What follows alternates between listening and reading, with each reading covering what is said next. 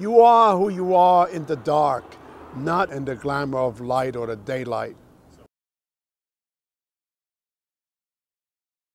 Where do things begin? Where do relationships begin?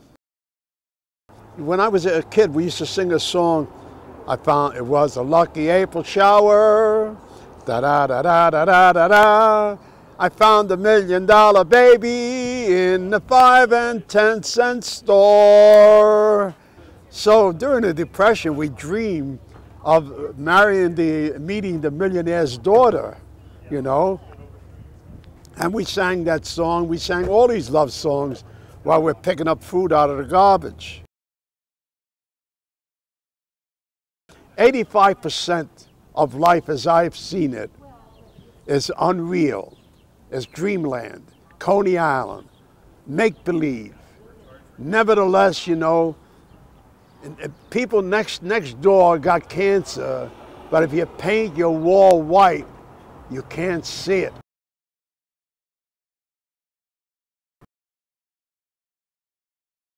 We had to get rid of the Indians.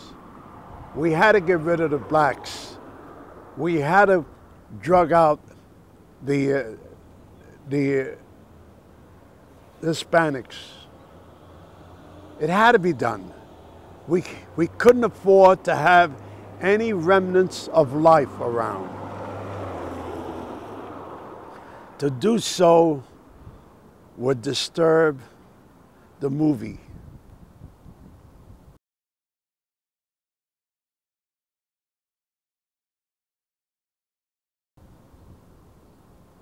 Everything is frozen.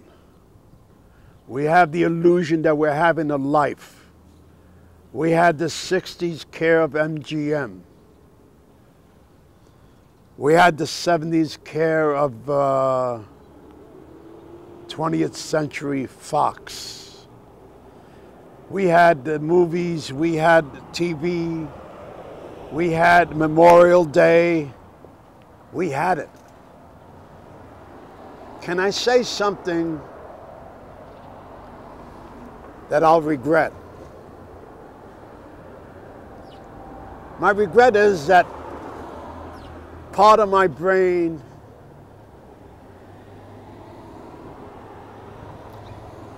is a machine.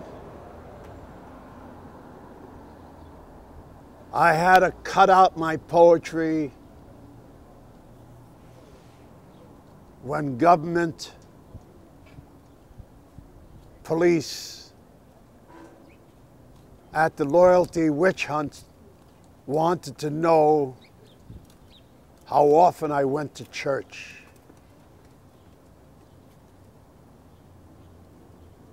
Part of my brain stopped when I wanted to throw myself on a train, under a train, because I couldn't stand it anymore. Because I felt I was insane.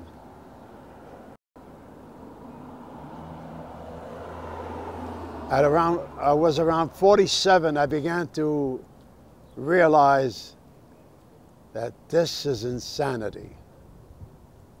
Why do I live? Why do I work? Why children? Why a life? Why go out every day and lie to yourself?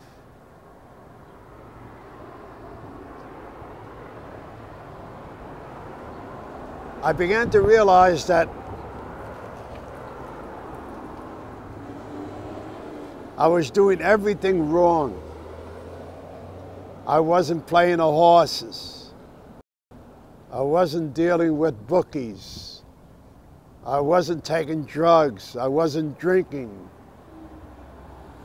I didn't have all the escapes of girlfriends, of, you know, of going, totally surrendering to God, to politics, to chocolate ice cream. Long time I began to realize that, hey, you know something? Even when I was in the Army, marching with 15,000 men, I had to be out of step.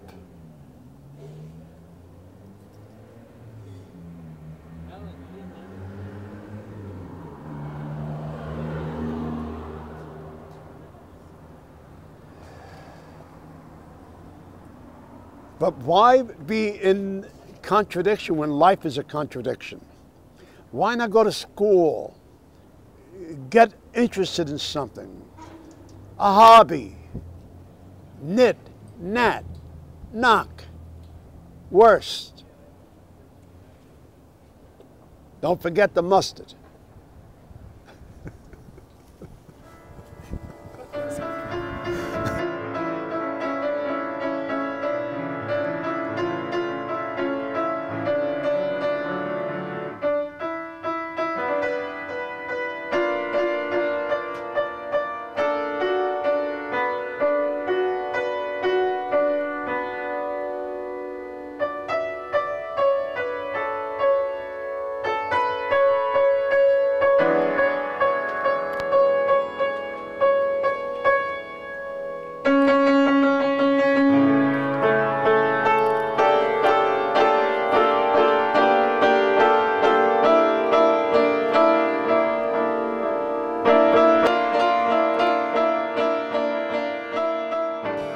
So, where are we for posterity's sake?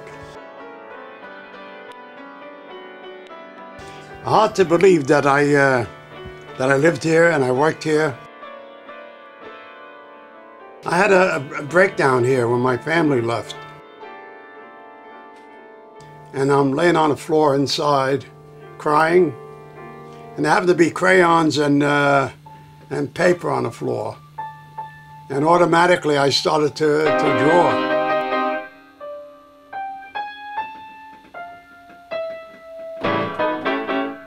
You have to have your heart crushed in order to bring it back to life again. And you bring it back to life by giving everything that's left to the people that are still down there crying.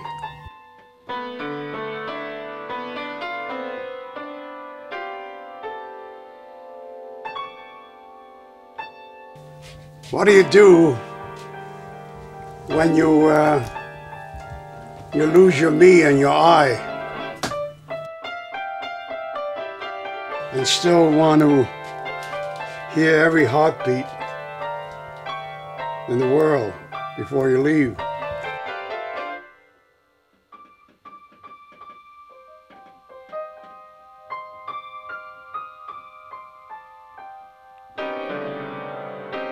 I think everybody's got what I got, and I don't know what I got. But whatever it is, it's close to a flower that's been stepped on. If you have any questions, audience, world,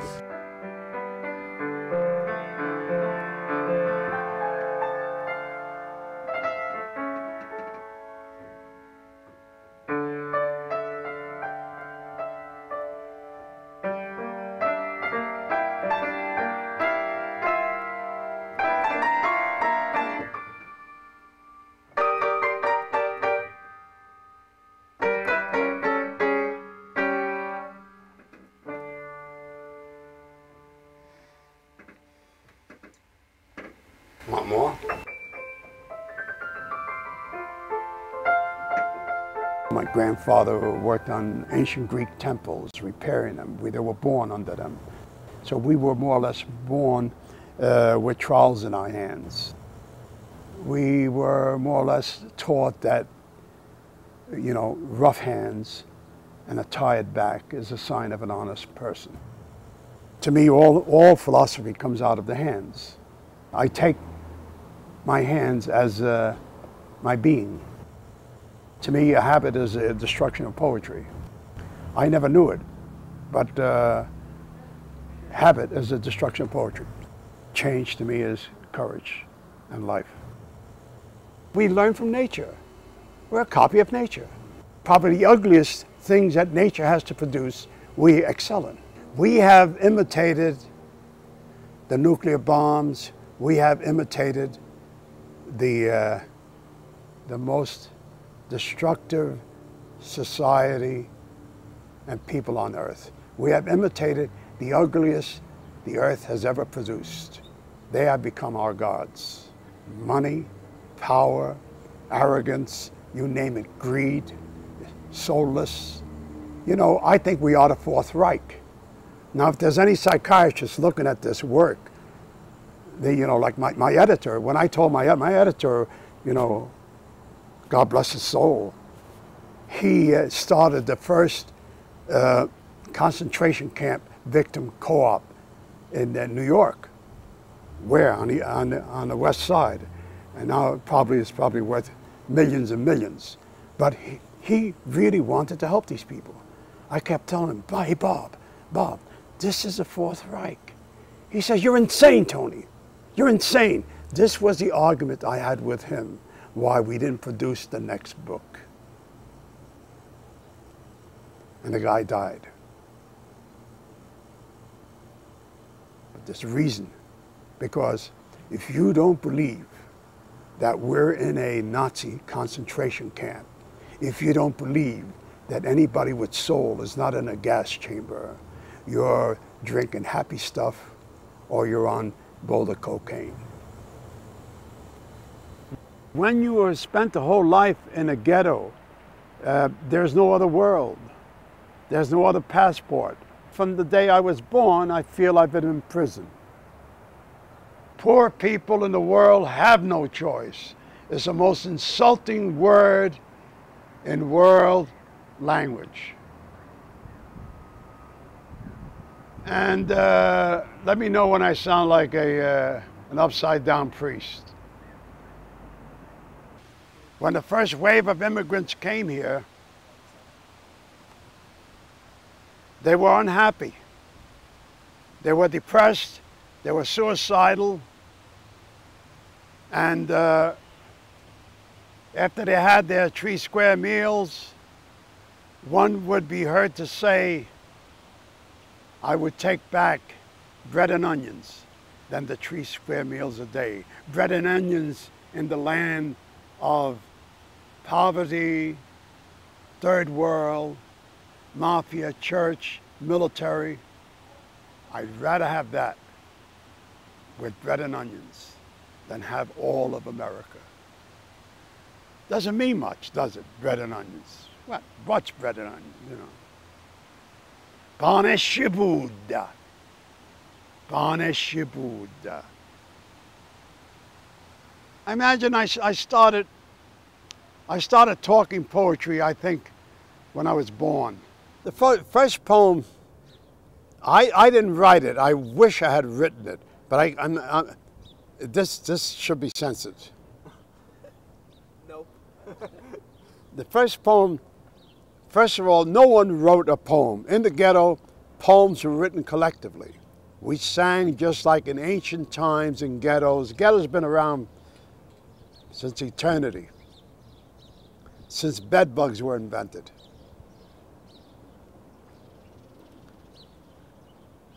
In a prison cell I sit with my fingers full of shit, and the rats played hockey with my balls. And we would sing this collectively in a chorus, like an ancient Greek chorus. And somebody would add on another line and another line, another line. So we had collective poetry. See, I wanted to be a writer.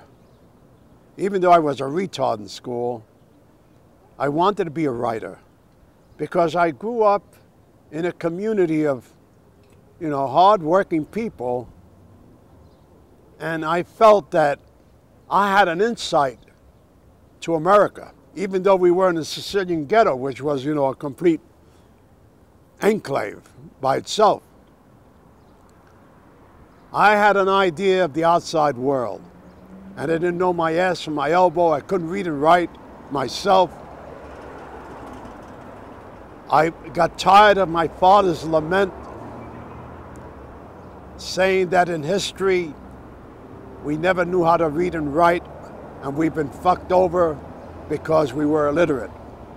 And I felt I'm going to learn this secret American language. I'm going to be an advocate for them. I'm going to be a spokesman for them. I'm going to be their journalist.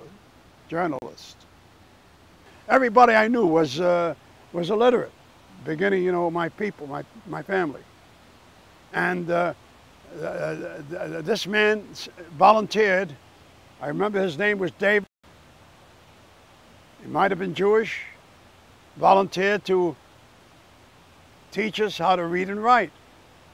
I went ahead and sat in his classes after a day's work and doing some union work.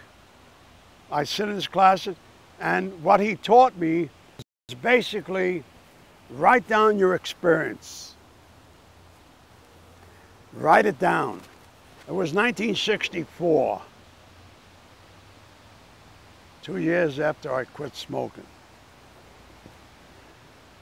And I started out with a little, like, what is it, 3x5 notebook. I still have it. And it was an excitement to be able to put down something for the first time in 55 years or something. I don't know how old I was, 50 or... I wrote something of an experience. I had never put down on paper an experience. And I don't recall what's in it, but it was a beginning. And that's the beginning of my writing. Now, how I started writing like poetry is I ran into another person that looked Jewish or was Jewish or is Jewish, and he happened to be Einstein's co-worker. He says, I want you to write. Stop talking and start writing. Write down the events of a week. Again, another guy with, and what he's doing is, while we're taking breaks from the hike, he's editing. But who the hell knew what editing was like or what it was? And anybody look at what I had to say, I figure it's got to be crazy. And I'm talking and he's listening, and I can't understand where he's coming from. But I like the idea that somebody's paying attention, that I'm writing and somebody's reading it. Nobody ever did in the first, ever, that I can remember. Except teachers to give me an F or something.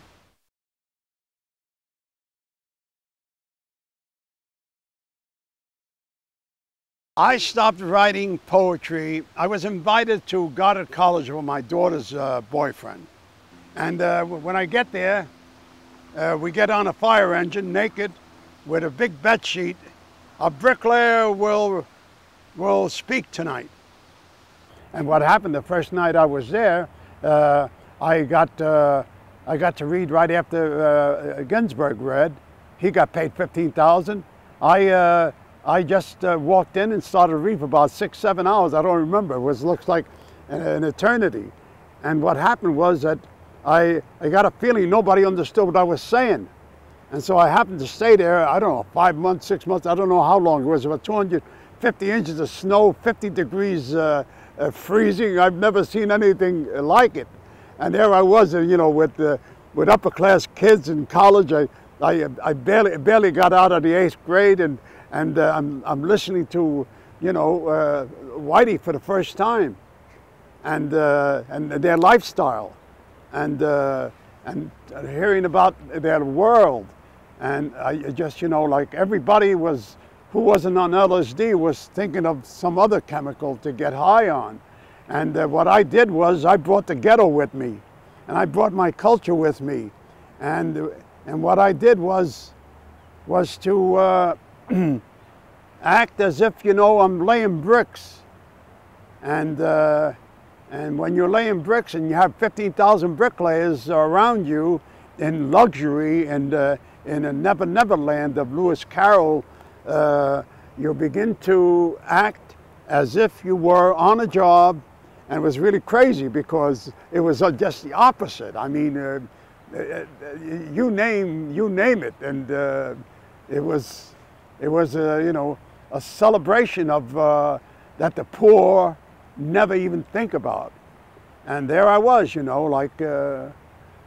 in this pseudo-heaven.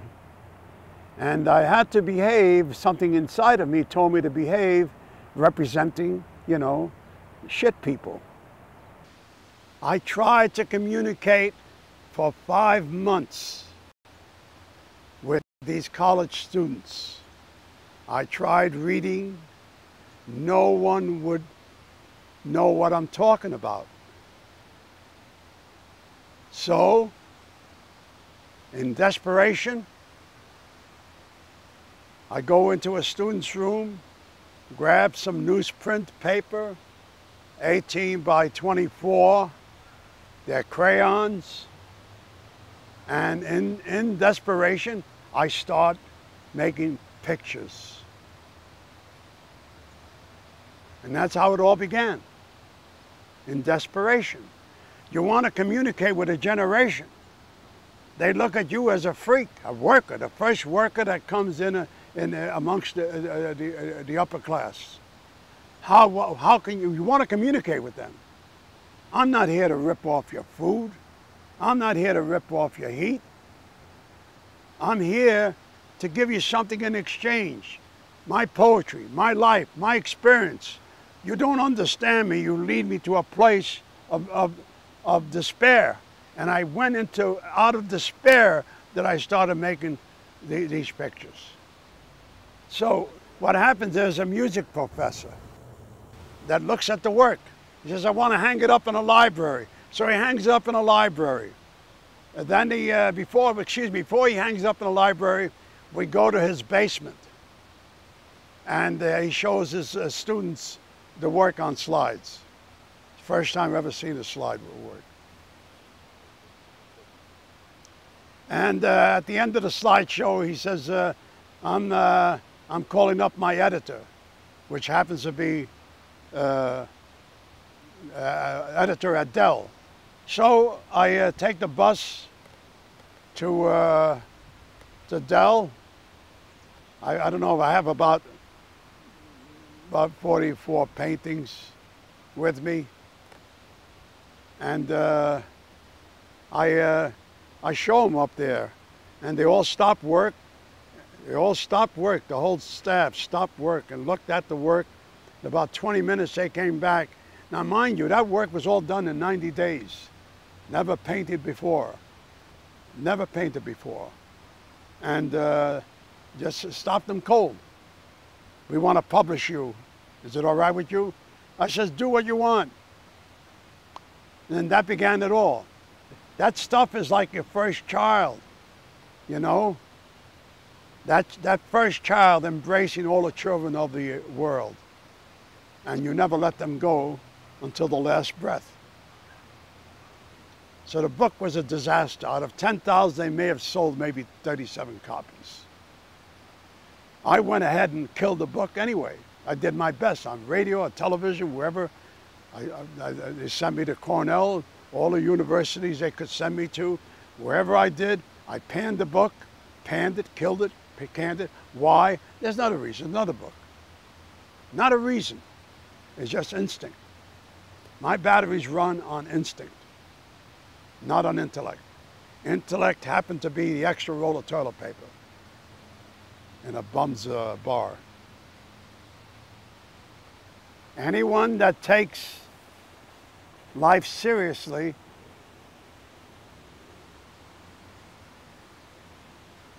it takes you. Take me out to the ball game. Take me out to the zoo. The first musical instrument I played with, and that's censored, and now they call it a kazoo. Choo. I'm a product of the 15th century Sicilian world trying to come in the 21st century of bullshit.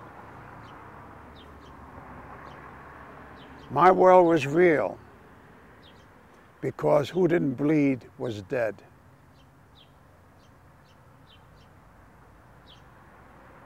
And I suspect my world. I stopped cursing myself. I start cursing now. I curse at the stars. There's a saint that used to curse to the stars. You want to hear him? This is how he sounds. Sant'Antonio di Padua, guardando le stelle con mano paralitica, minava sul cielo. I'll translate after the film stops. But it has to do with paralysis, poetry, and stars. The paralysis we're in, the star of the sun we're ignoring while we're alive, and the poetry is you when you're stripped naked in the soul. We're doing a silent film. We are. All right. And you're starring. Now, I'm not sorry. No, you're starring. You're the star. Oh, my story. My story is on my tongue, and the tongue is tattooed. When I was born, my tongue was tattooed Silencio. And my mother named me Silencio, da da da da da da da da da da da da da da. Silencio, da da da da da da da da da da da da da da. Are we back on sound? We're on. Checking 1, 2, 3. I used to tell bedtime stories to my children. They were basically stories of Sicily, and I just made them up. You know what I mean? Like I'm sure they probably never happened, but I always wanted to get, even when I was a kid, and I always used to tell stories on the street, because we had no living room. There was the stoops in the ghetto, and so that I used to transport and imagine what life will be like in the future. I don't know where they came from. I didn't start reading until I was, 6 years old, and we never spoke English in the ghetto. It was all Sicilian, and so that I made up stories. I made up stories. I don't know why. I can look back and say, maybe to get out of the pain, maybe to, like there were fires where kids went on fire. There was death all over the place. There was hunger. There was, the usual nightmare of immigrants in hard times. So I made up what the stories were about. What the stories were about, I got rid of the word hope every year I get rid of a word. Last year I got rid of hope. It was a world where there was light. There was no gray, no black, no darkness, light. It was light. I used to tell stories of scenes in Sicily because I wanted my children not to be American, not to speak American, not to have anything to do with America. I don't hate America. To me, America is not here. It is a movie set waiting to be photographed, not lived. Mm-hmm. You don't live death. Mm-hmm.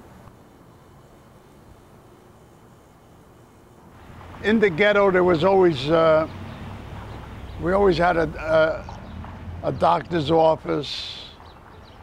We had a lawyer, They usually lived in nice brownstones. There was always, the middle class that was living off the working class. And, you can't help but pass by their houses and watch their kids go to school and college and become, professionals. And, you were going to be left behind. You either had a choice of going on a brick wall or going to jail. So there's always that sort of sadness that not only, we loved each other as kids, as playmates, but we knew at a point, that we had to part company. And, but some of my friends were determined to make it in the middle class, were determined, in spite of everything else, no matter what. I never had this idea of going to school and becoming something. The choice I made was unconsciously knowing that's a rat trap. I didn't know what the suburbs were or looked like. All I know is you lay one brick on top of another until somebody calls it the suburb. See, All the writing, all the music, everything was inside. It was not allowed to come out on the threat of death.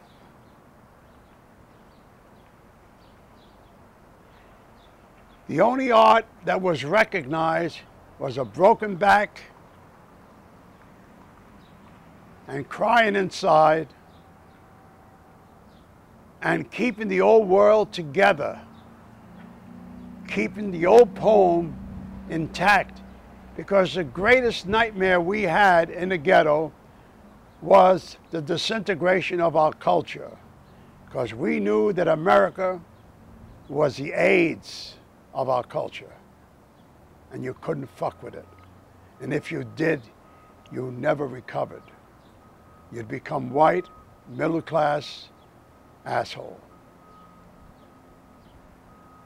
I told you the story about my mother and father when they first came here. They took a look at America. I mean, the ghetto, around the ghetto and the outside. And they went, and they said to each other, "This is a land without blood. Questa è una terra senza sangue." At the time, I used to hear it all the time. You know, it didn't mean nothing. But it was only when I came into the white world in 1972 that it began to make sense. A land without blood. What does it mean? It means we are to live here because we have no choice. All I remember is children's coffins, funerals, funeral music, mourning for years, mothers dressed in black, flowers on the building with a purple sash, people crying out of windows, because every death was a death of each other's neighbor. Because when we grew up, every death was our death. We lived and died in a community organ. There was no such thing as separate spaces in a cemetery.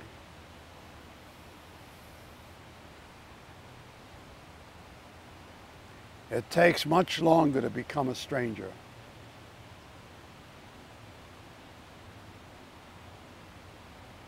Whatever that means. This is where I live, 125 people. These people are condemned to death. I am all these people. We put them away in warehouses, in city housing is where I live. I grew up where madness was on the street. There's no such thing as putting them away. We had them on the street. That's who I grew up with. These are the people I'm talking about. I am them.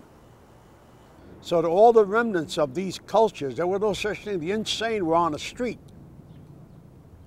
There's no such thing as welfare, no such thing as being able to, you know, people in my generation, when they look at the welfare society that we have, you know, on many levels looks like ultra luxury.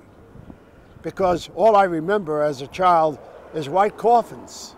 Children never made it. My two sisters never made it, you know. My brother just barely made it after getting wounded in 2 invasions. And my mother barely made it to her 40s for lack of medical attention.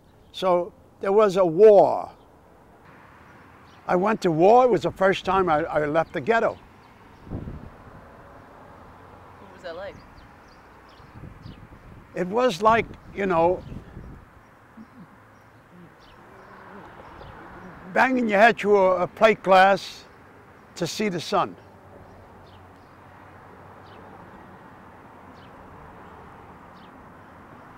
It was hate Japs, quietly love the Nazis, cheer when Jews are gassed, say your prayers that you woke up the next day. I'd love America if it was there. War was for the middle class, and they were sending us because they needed somebody to die. I went to the draft board, and the draft board tells me, look, he says to me, you know, the Jews are taking care of their own, and we got to take care of our own. So he put my numbers back, you know, so I wasn't drafted immediately. But I guess when they ran low, they called me, and I was forced to go. I was forced. The first place I went to was to Fort Dix, and then to Alabama, and then for the first time I saw a jungle. I saw a different jungle, from the ghetto to the jungles of Alabama. At that time, it was like, you know, like a rainforest. Where were we? Alabama. I learned that the whites could not exist without the blacks. But the whites felt very, very superior because they couldn't be arrested. All my spare time, instead of going to whorehouses, I spent them on black farms and white farms. And what I learned there is that that slavery exists. I learned there that this place is a jungle. The black people were in paradise in compared to where we were. They had farms. The white people were stupid. They didn't even know how to grow anything. They were morons. The black people, you know, were living off the earth like kings, even though they didn't have a pot to piss in. From 45 maybe to 47 and a half to 48, thereabouts. My memory is kind of, because it's a very traumatic time, you know. In a sense I was laughing, and in a sense I was crying, because the country was in a nightmare of oppression. Anything liberal. So you guys are living in the most liberated times in America right in 82 years. I was living in Williamsburg, Brooklyn, in a ghetto, between five major breweries. And when you stepped out the door, all you did was smell brewery. And when you didn't smell the brewery, you smelled the penicillin from the Pfizer factories. I was accused of being one of the earliest disloyal Americans. And I was followed throughout the whole ghetto in my job. President Truman made a law. It's the President Truman Loyalty Act. And the act is about, you can accuse anyone working for the government, and so that someone accused me of being a communist, disloyal. And I wrote in my papers, I swore I've been loyal. And actually, I have no country. When you've seen two sisters die from malnutrition, and a mother die from lack of medicine, and a brother die from defending this country, you know, you don't question, you don't ask a stupid question about, you know, loyalty. You insult me. My country, I went to war for, I lost a brother for, I lost a family for, has the guts to tell me I am disloyal. That's not the question. Yeah, I was against fascism, but I was kind of disturbed because I knew who the enemy was. I couldn't see the Nazis, but I saw the billy club on my head for being poor, living in the ghetto, and not being able to speak English. We knew I learned my Marxism from the factory bosses. I never read a Marxist book. This country made me who I am. If they are repulsing to what I have to say, I haven't set a thumbnail yet. I had my first steady job. I got a job as an inspector of naval engineering material. So all of a sudden, my chief inspector, his name was Brevetta. They probably, they get an Italian to rat on another Italian. And that was it. And the guy was, Brevetta was, he was like tongue-tied, you know, like, and when he had this responsibility of entrapping me, you know what I mean? Like, I knew he was a fake, you know, see, we know with our people, we know who the rats are. They got cheese all over their mouths. So Brevetta tells me, he says, look, he says, hey, Tony, he says, I'm giving you papers. This is going to be a bomb. It's going to blow up the whole world, and it's going to end the world, the war, you know?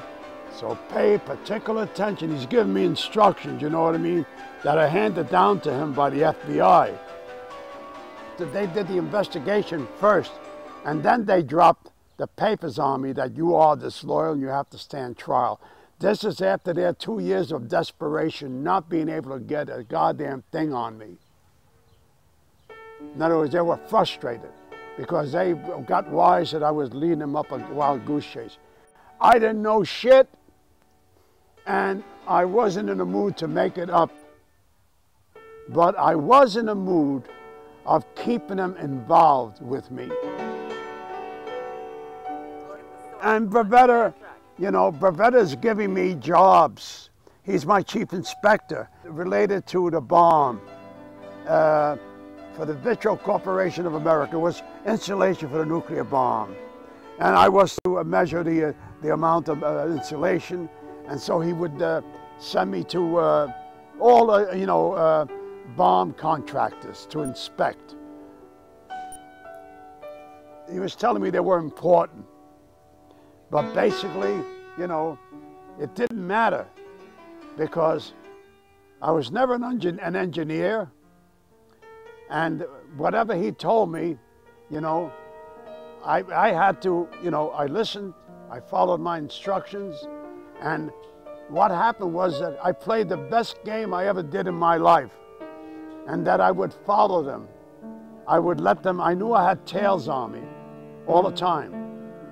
It wasn't a matter of paranoid, because they waited over a year following me in my work everywhere, at home, at night, you know, bringing this material to the party and the party chief, and they were related to the ambassador and all that kind of James Bond bullshit.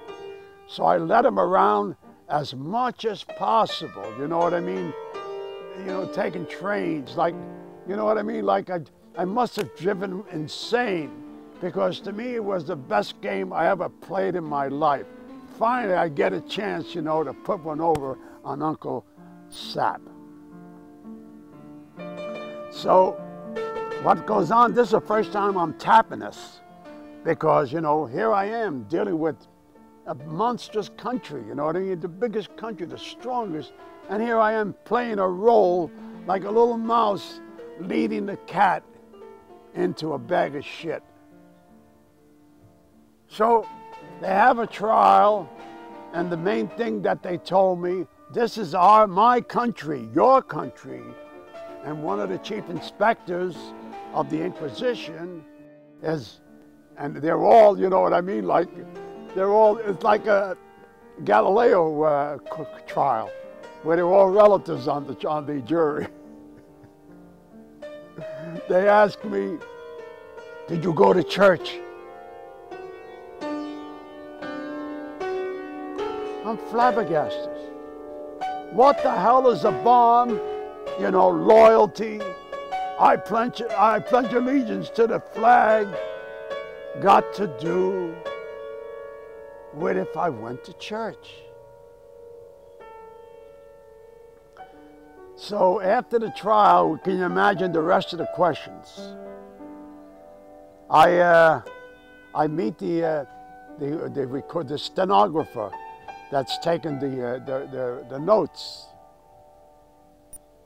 And I said, how does it look? And she says to me like this. So I'm walking out of the Brooklyn Navy Yard, I'm passing by the prison, the Navy prison, and all of a sudden, I hear one guy hollering between the bars, "On account of you Jew bastards, I'm in this prison." I look at them, I look at myself, and what can I do? So I walk a couple of blocks, and I hand in my resignation.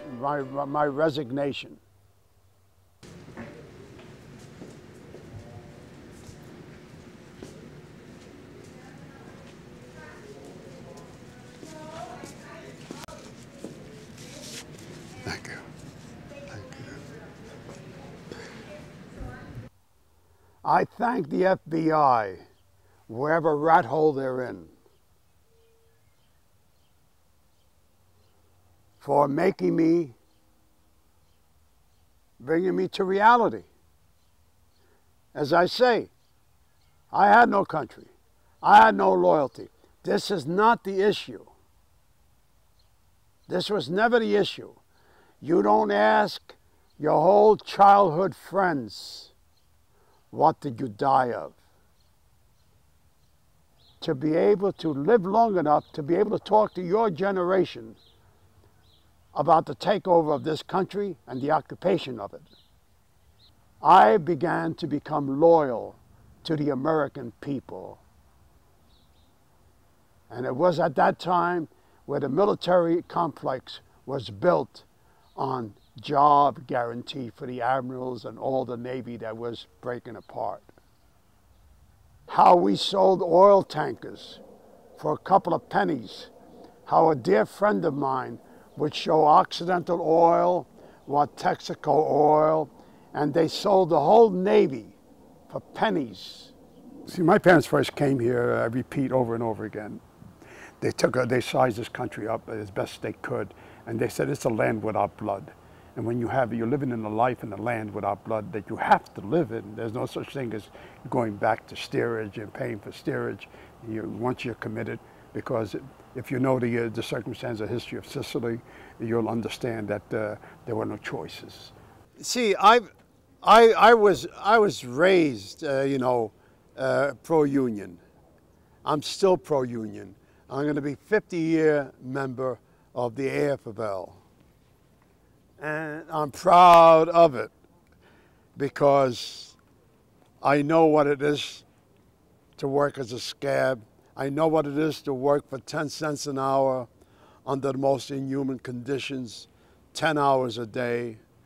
I know what it is to see people drop on a job like big companies like U.S. Rubber, Ideal, big corporations where I passed out from the fumes.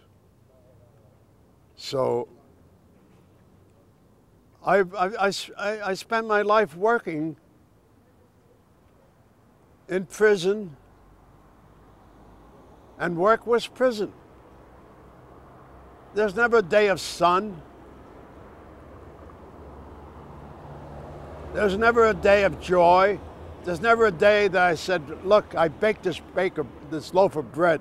I laid this brick. I helped build this temple that brings light to people's consciousness. If there were bricklayers here, they would say, lighten up and throw, a spitball of mortar in it, in my eye. Take that. Put us in good light. Say something, like Cadillac.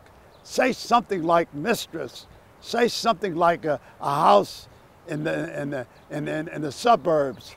Say something like smoke of my life. Say something. As a bricklayer, you go to cultured places where they're the warmest and driest, like museums and stuff like that, which, that's the basic reason any bricklayer will be caught in any cultured place. And that's where the best place to dry out. Metropolitan was one of the best. And Cooper Union in New York. And I met somebody there that changed my life. Her name was Charlotte Alstrom. I was sitting next to her while I'm listening to Joseph Campbell. Woody Guthrie, you named them. All the rock stars, all the Cultural Revolution basically started in the Great Hall of Cooper Union. I always had very low self-esteem. I've always been crushed.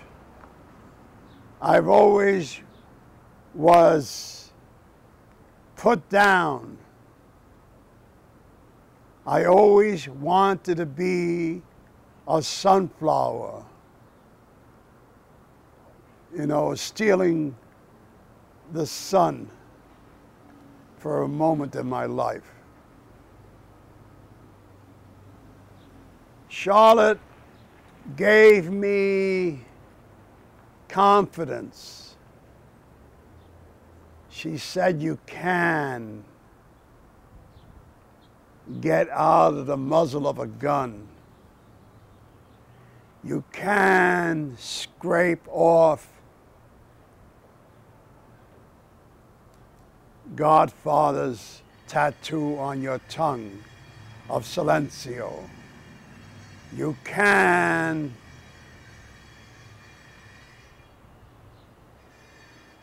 walk away from your ghost. You can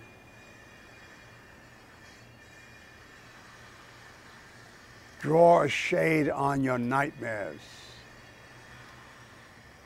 You can open your eyes. You cannot be afraid anymore. She made me examine the nightmares. And they were tissue paper. Charlotte got me to tell me, hey, you know something? You've been eating the rind on the watermelon. Get inside. What am I doing next to Ezra Pound? Making cake. Pound cake.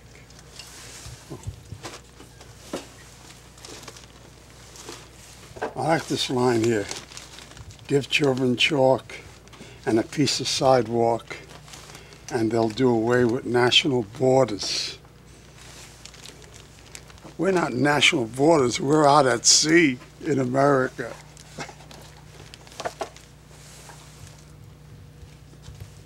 I felt I had to do a face inside of some of these books.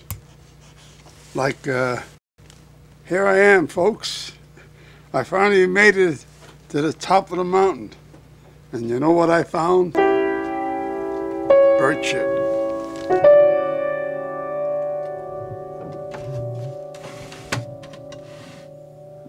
Bye.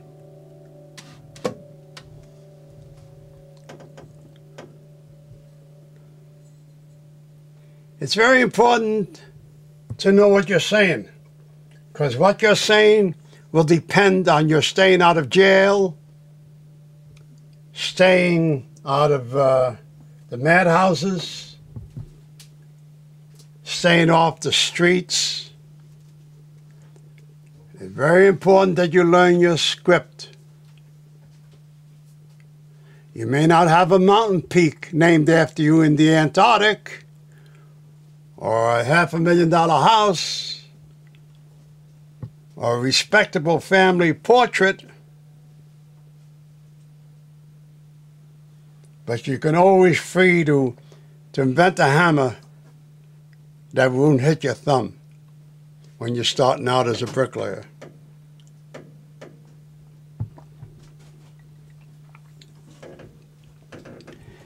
Remember common sense. Otherwise, you end up in psychiatry. Psychiatry is another prison. It's a coffee can with cigarette butts in it. But they're intelligent. They know where to end up. My old man used to use cans to put the cigar stubs in and put water in it and use it to keep the bugs away. But there's nothing new. The only thing new is teeth on saws Or is that new? What did we ever do before a saw? We couldn't snore.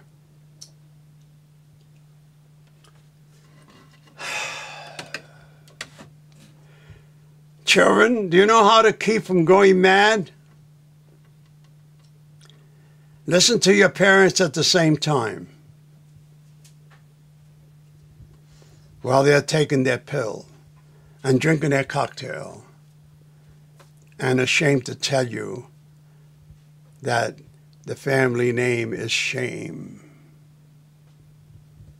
But shame is art.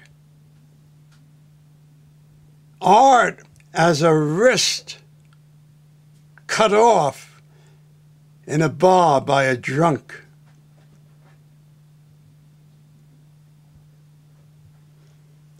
Why do sad things come to my mind? Because I live inside a mirror. They used to call that happiness. This mirror once hung in a funeral parlor called Dried Tears. Am I depressed? Am I sad? Am I pessimism? I invented these words, and they're all inventions. Take a deep breath, everyone. We want to find out if you've been drinking. I drink to your health.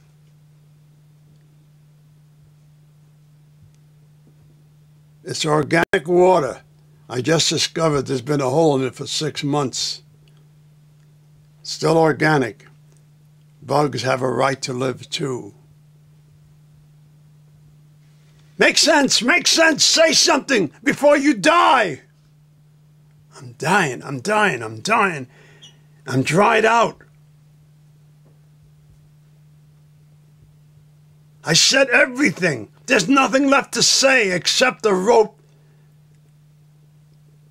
I'm not going to hang myself because it doesn't say so in the script. Why not put it in? I can't. Because God says no hanging around while there's food on the table. So whether to eat God or whether to eat the food on the table is a terrible decision to make.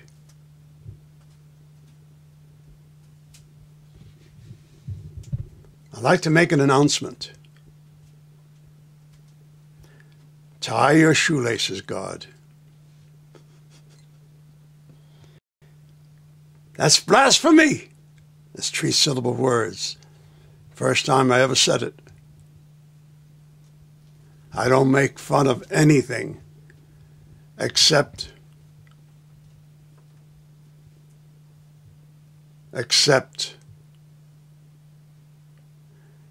that's what the Buddhist told me. Accept or you don't eat. Do you know any Cole Porter tunes? Pardon? Do you know any Cole Porter? Do I know any Cole Porter? For the piano. I want to get one complete song without the videotape being shot.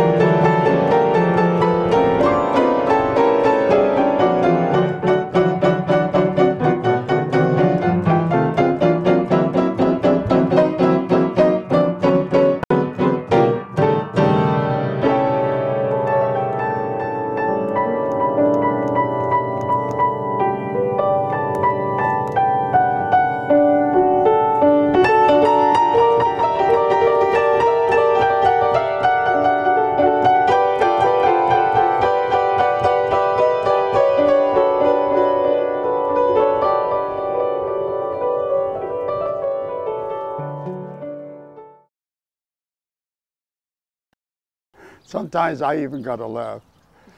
I'm thinking of, my children and my grandchildren looking at this film, and saying, my God, what happened to him?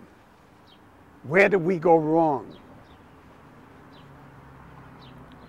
I'm trying to picture people, children particularly, that don't understand the language, looking at my gestures and saying, that's a clown who forgot his makeup. No, that's my father. That's my grandfather. That's Mickey Mouse.